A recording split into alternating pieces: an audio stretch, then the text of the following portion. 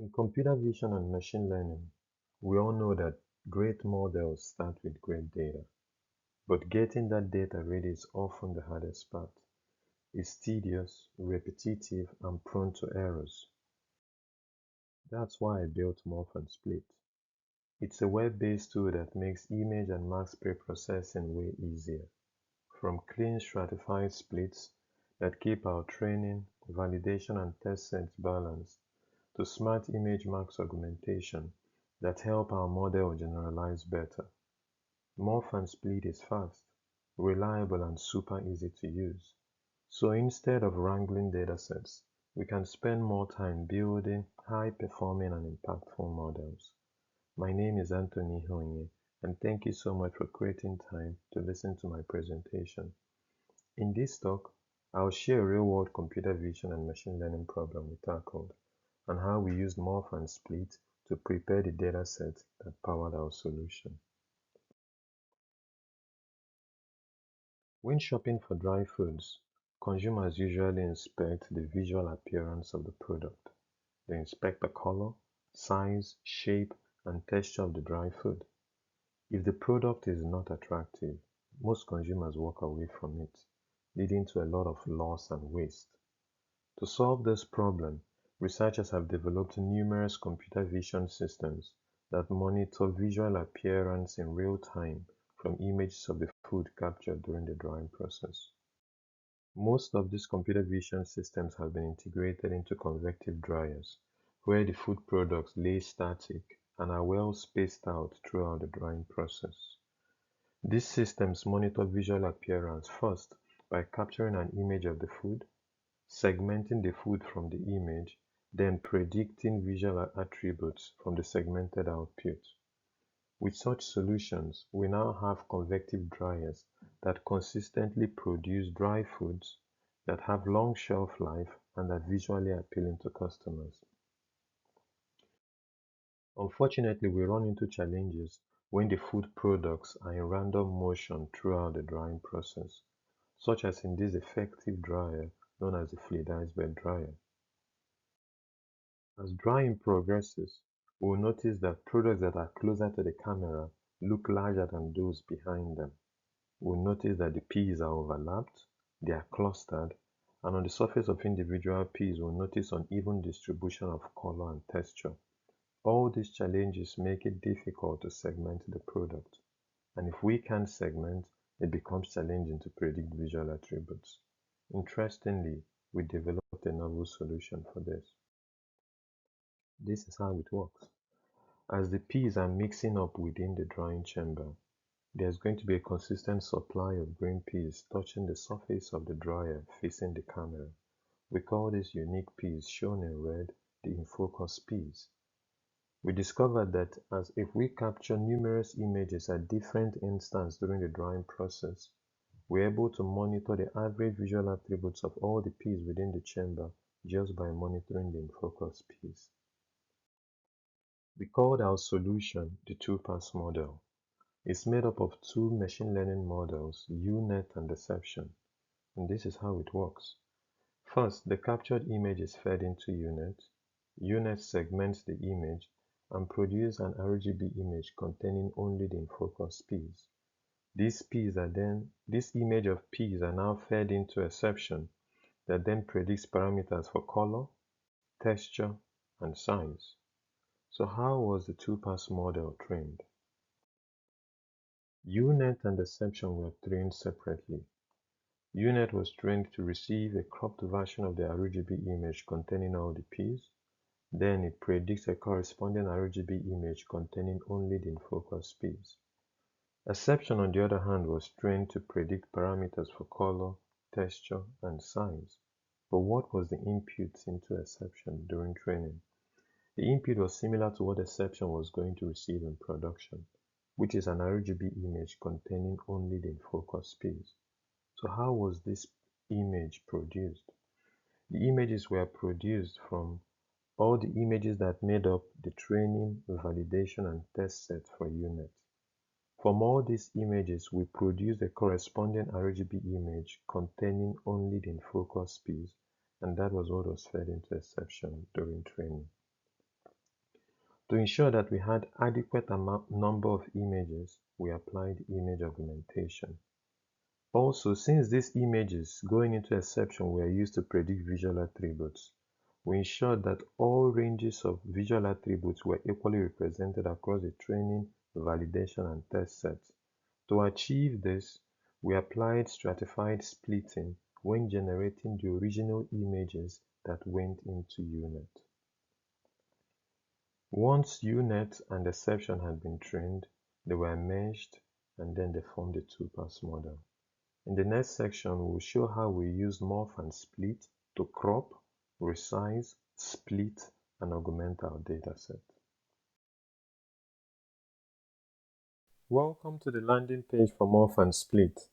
To start a new session, we click the Start New Session button. Next, we'll select the Select Images button to upload our images. I'll navigate to the folder containing the images and select 60 uncropped images so that Morph and Split does the cropping for us. Images are being uploaded to a Google Cloud storage bucket. Once that is done, it will generate a list containing the names of all the images that were uploaded to Google Cloud.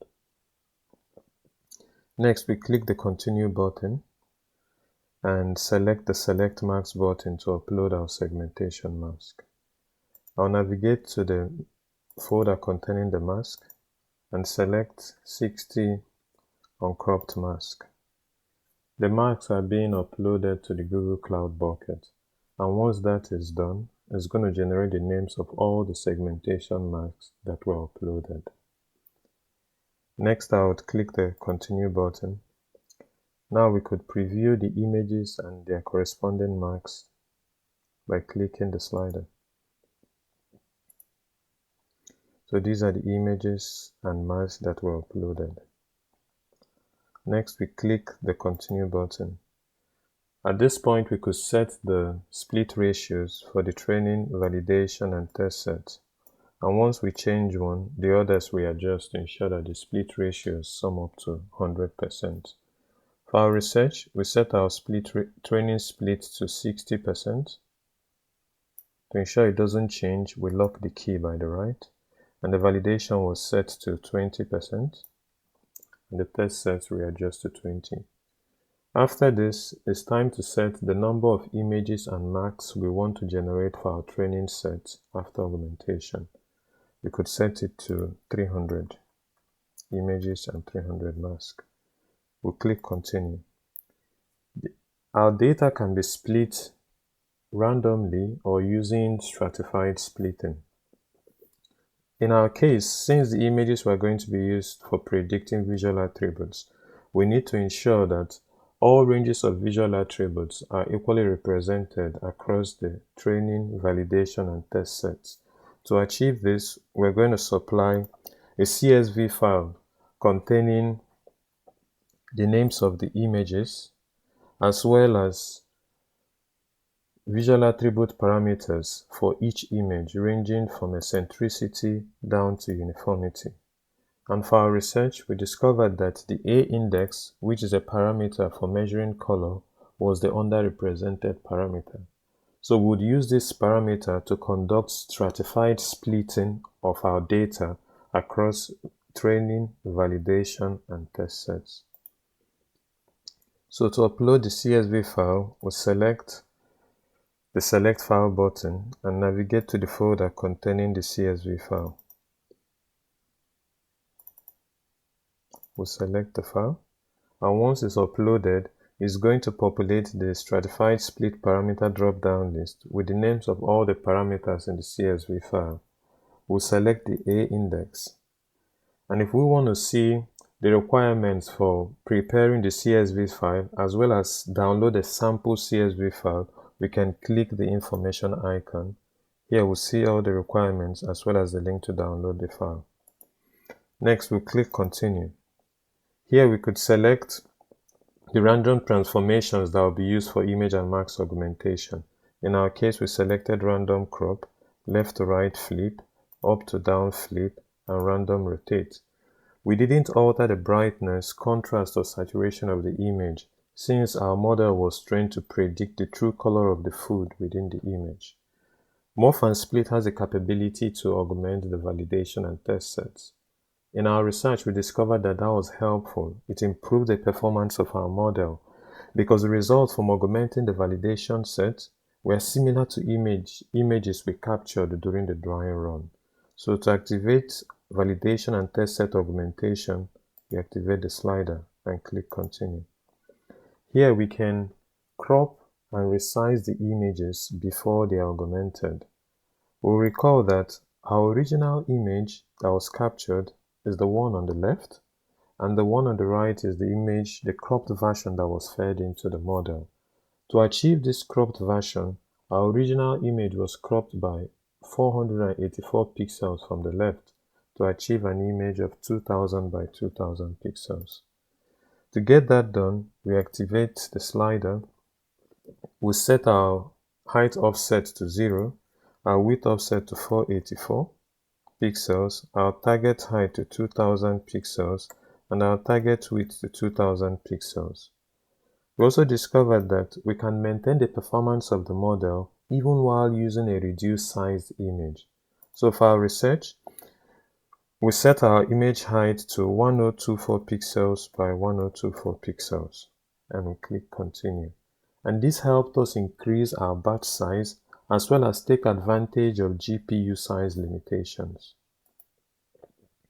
Next, we'll set the numerical suffix that is used for naming the first image and mask for the training, validation, and test set. We set them to 1.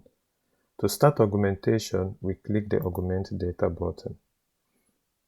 Once augmentation is done, it's going to produce an icon to download the augmented data. Once we click that, we're going to see a zip file containing folders for the training, validation, and test sets.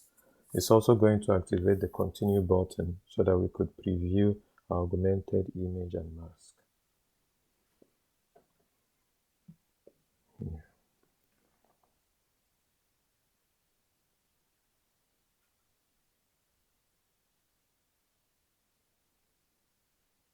So we click the download button, and it's going to retrieve a zip file containing our results. We can also view our result by clicking Continue. We activate the slider,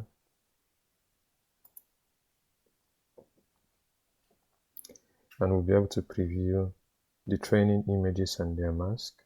Once we click the validation radio button, we would also see the validation images and mask. So these are the training images and mask. We can view the validation images too, and their mask. So these are the validation results, image and corresponding mask, after augmentation has been applied. And here we're also going to view the test images and their mask.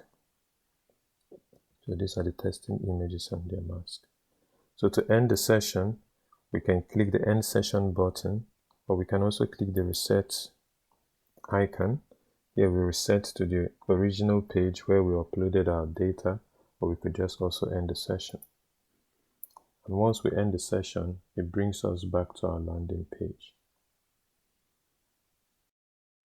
Feel free to personalize Morph and Split. You could set the front end and back end to run on your local machine. You can set the storage to your Google Cloud Storage bucket. You could also set the back end to run on your Google Cloud Run account. Each of these are described in detail in the GitHub page for Morph and Split. Thank you so much for creating time to listen to my presentation. I hope that Morph and Split adds a lot of value to your computer vision and machine learning workflow. Thank you so much.